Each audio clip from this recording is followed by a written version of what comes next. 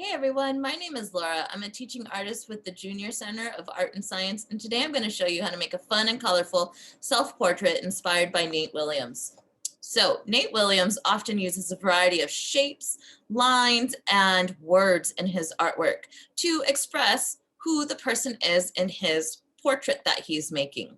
Today we're going to be making self-portraits. A self-portrait is a picture of ourselves or you the artist. So I did a self-portrait here of me, and I chose words to reflect my personality and some of my favorite things. So you might take a look and notice some of the words. This one is written in cursive. It says artistic, create, community, tacos, one of my favorite smells and favorite foods, love and kindness on the lips, because I always hope to speak with love and kindness when I am teaching. And of course, joy and sunshine. One of my favorite things to do is to be out in the sun. So those are a few words to describe who I am. So we're going to talk about how we can make our own fun and colorful portrait. I'm going to transfer the camera down so that you can see my workspace. For this project, we will need some watercolors, a cup of water and a paintbrush, some crayons, and a pencil. So the first thing you want to, and of course, your white piece of paper. So the first thing we're going to do is we're going to draw out our head, our neck, and our shoulders. Now, it's not necessarily realistic, right? We have a variety of colors and shapes. So think about, what shape do you want your head to be? Do you want it to be more of an oval, or maybe you want it to be more boxy, like a square? So think about what shape you'd like to make your head. But be sure to draw it really big because we're going to be adding in some words. So make sure that your head is large enough that you're going to be able to write your words in it. So I think I'm going to try more of a boxy head this time. So I'm going to make a squarish head, and then I'm going to make my neck. Remember, it's not realistic, so you could make it any shapes you would like. So now I have my head, my neck, and my shoulders drawn out. So now is the time to make my facial features, which are my eyes, nose, and lips, and of course, our hair. All right, so I'm gonna go ahead and start with my eye. Your eye is usually a leaf shape. It's kind of like an oval, but a little pointed at the end. Go ahead and for the color part of your eye, draw a circle inside. We'll go ahead and leave it blank. And then we're going to draw your nose. Now, if you want to continue with the boxy shapes, if you made a boxy head, you can make a boxy type nose. I think I'm going to go triangle this time. And then our lips. Remember, it does not need to be realistic. So I'm going to make my lips the best I can. I'm just going to make a little happy face here, and I'm going to erase that line that I don't need anymore from when I was drawing the head. Then I think I need to add some hair. So I'm going to add my hair. I got some really long hair, so I'm going to add my long hair. And I have this pencil mark here that I no longer need, so I'm going to erase it. Awesome. So once I erase those lines I don't need, then I am ready to move on to step 3. So I have my facial features drawn out. I have my hair. Now we need to make the lines to separate our face so we can add in the words. So I would make between 3 or 4 lines. I'd start right here by your eye and draw a line all the way to the end, whether it meets your hair or the back of your head. So that's one line. I'll do another one just below the eye, in between the nose. And then this one, I think I'm going to start at the mouth, and I'll go that way. So I have 1, 2, 3, 4 different spaces on my face. Now it's time to add in my words. But before I do that, I'm going to switch to crayon. I want to make my words colorful, and I want them to be very, very fun. So I'm going to add my words in crayon. But before I do, I want to start with an outline. So I'm going to take a dark color. It could be black, blue, purple, or it could be any color you'd like. And I'm going to trace over my pencil marks. That way you can't see my pencil marks when we do our watercolor. So I'm just going to simply trace the lines that we already made with our pencil, with the crayon. Or if you have oil pastels, that works great too. Oil pastels work great with watercolors. So there's my nose. Let's see, let's draw the outline of my eye. Don't forget the inside of our eye, our lips and chin, our neck. Oh, don't forget our shoulders.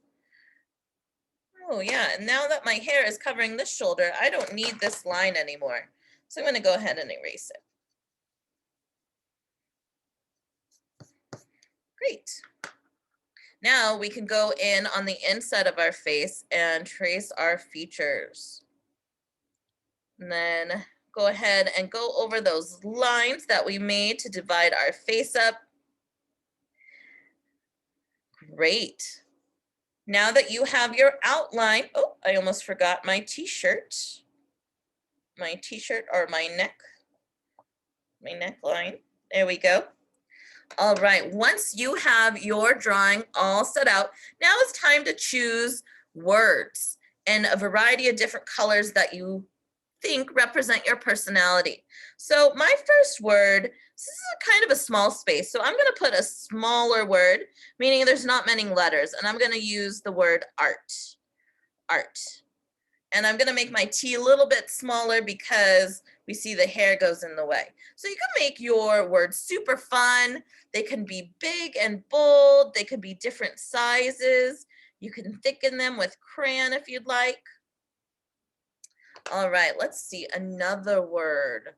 Let's see, I love creativity because I'm an art teacher. So I'm going to write creativity. It's kind of a long word. I wanted to pick up that long space. All right, something else that's important to me. Something else that's really important to me is my family. So I'm going to write the word family. And then I think I'm going to put a little heart. You can add symbols if you'd like. I'm going to add maybe a few different hearts for family.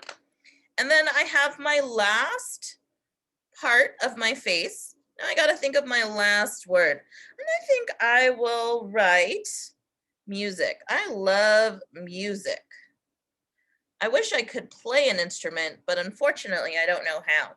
But whenever I create art, music is always playing in the background.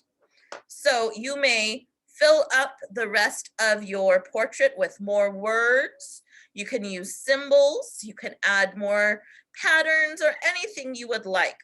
Once you have your words written out, let's see here, forgot a line, so I'm going to go ahead and trace that.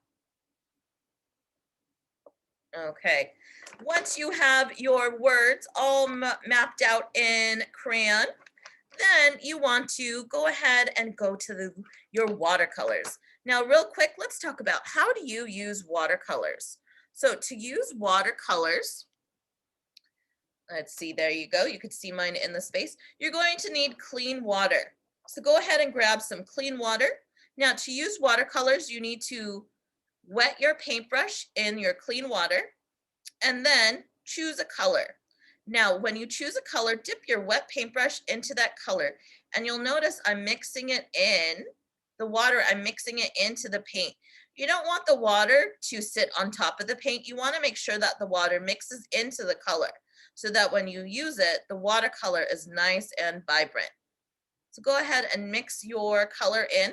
Now, if you notice your watercolor is kind of sticky, then that means you need to add more water to it. If your watercolor is kind of thick and it doesn't really flow like water, then that means we just need to add more water. Now remember, it's called watercolor because we want it to act like water. All right, so now that I have my first color chosen, I'm going to start painting in my first word. So I'm going to go ahead and paint in the first word, which is art. And I'm going to stay in these lines. I'm going to stay in these lines. That way I can add a different color to the next word. So go ahead and fill in your color in your first section, just like that. Now, when you want to switch colors, it is important that you don't go directly from the color you were just using to the next color. It's really important that you wash your paintbrush. So clean your paintbrush off, clean it, clean it, clean it, just like this. You may have either a rag or you can use a paper towel to get the extra water off of your paintbrush. So go ahead and dab that extra water to make sure that my paintbrush is clean. If it left a color on here, then that would mean I need to rinse it some more. But my paintbrush is clean, so now I can dip it in the clean water and choose my second color. So I think I'll go with orange. So remember, I'm going to mix in the color with the water so that my color is nice and bright. Now remember, if your paint is sticky or it's really thick, then add some more water. All right, so I went ahead and mixed in my water to my paint. I got orange this time. And now I'm going to simply paint in the section of the next word, which is creativity. Awesome. So I'm going to continue to paint in my artwork, and I will catch up with you when I am done. All right, and there we go. We have completed our self-portrait inspired by Nate Williams. So now that I have completed the watercolor wash to my portrait, we are done. So thank you all for watching. This was a lot of fun. Thanks so much, and take care.